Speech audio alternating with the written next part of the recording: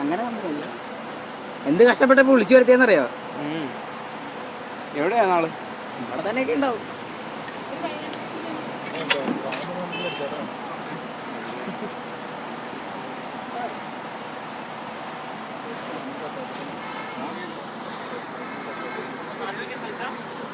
അടുത്ത് ഞാൻ ആദ്യമായിട്ടാണ് കാണുന്നത്.